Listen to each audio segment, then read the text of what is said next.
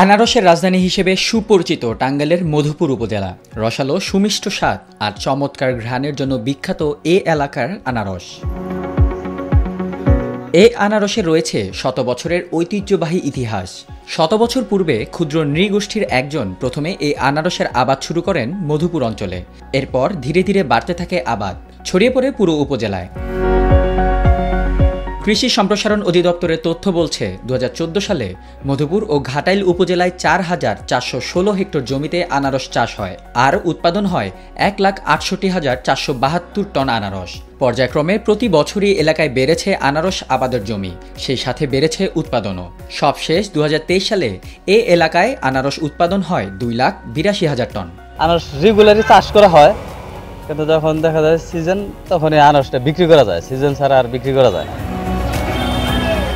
মধুপুরের জলছত্র ও গারো বাজারে আনারসের হাট বসে। প্রতিদিন কোটি টাকার বেচাকেনা হয় এখানে।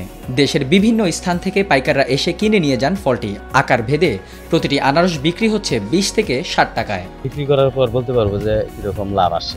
যদি এখন যে বাজার আছে এরকম বাজার যদি থাকে তাহলে হয়তো আশা করা যায় যে ১-১.৫ লাখ টাকা লাভ হবে। আমি ১৫ বছর ধরে আনারস চাষ করি। এবার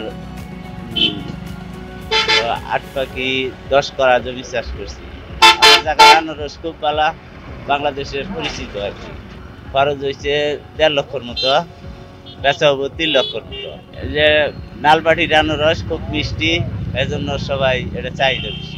টাঙ্গাইলের জলছত্র এলাকা, এখানে বাজার, এখানে থেকে পাইকারি বেচা কিনা হয়। বিভিন্ন এলাকায় আমাদের ওইদিকেও নেয়। তো এইবার আর কি আমি ফার্স্ট আসছি এখানে। বরাবরের মতো এবারও এ এলাকায় ফলন হয়েছে ভালো। আনারস উৎপাদন ও বাজারজাতের জন্য নানা পরামর্শ দিয়ে যাচ্ছে কৃষি বিভাগ। আমরা কৃষি বিভাগ মধুপুরে নতুন একটা জাতের সম্প্রসারণ করতে চাচ্ছি কৃষি মন্ত্রণালয়ের মাধ্যমে, সেটা হলো MD2 নামের একটা আনারস।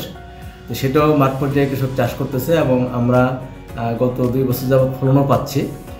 তো আসলে MD2 আনারসটা হলো যেটা মনে হলো যে আসলে মিষ্টতা এবং দেখতে এবং খাইতে বেশ সুস্বাদু এবং বিদেশে রপ্তানিযোগ্য। তো আমরা এই জাতটা সম্প্রসারণের চেষ্টা করে যাচ্ছি।